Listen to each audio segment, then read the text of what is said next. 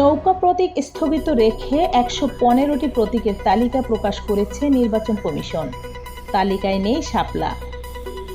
জাতীয় নির্বাচনে রাজনৈতিক দল ও স্বতন্ত্র প্রার্থীদের জন্য প্রতীক বরাদ্দের নিয়মিত প্রক্রিয়ায় অংশ হিসাবে নির্বাচন কমিশন নতুন একটি প্রজ্ঞাপন জারি করেছে।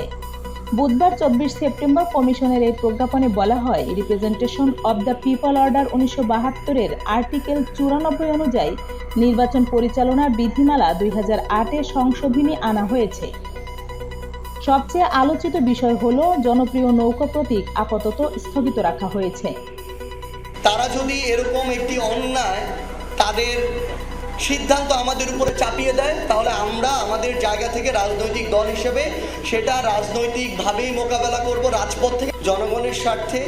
এবং আগামীতে জনগণের যে কোনো নির্বাচন বলি বা এই রিলেটেড যে কোনো বিষয়ে ফাইট দেওয়ার জন্য আমাদের এই সম্ভাবনা যে আমাদের দলগুলো রয়েছে, ব্যক্তি আমরা যারা রয়েছে, আমাদের একত্রিত হওয়া খুব বেশি প্রয়োজন। আর প্রত্যাশিত হলেও শাপলা প্রতীক এই তালিকায় নেই। প্রজ্ঞাপনে মোট ১১৫টি প্রতীকের নাম ঘোষণা করা হয়েছে। প্রতীকগুলো দেখে নিন।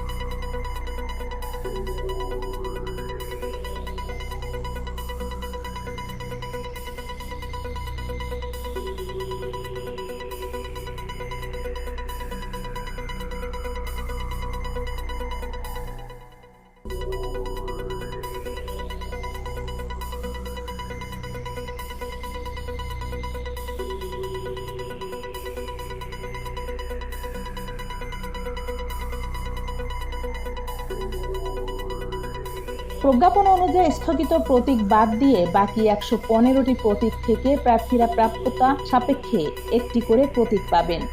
নৌকা প্রতীক স্থগিত ও শাপলার অনুপস্থিতি রাজনৈতিক অঙ্গনে নতুন আলোচনা তৈরি করছে।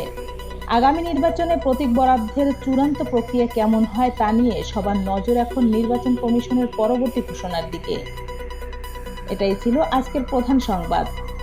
দেখা হবে নতুন কোনো ভিডিওতে। ততক্ষণ ভালো থাকুন, সুস্থ থাকুন, নিরাপদে থাকুন। ধন্যবাদ।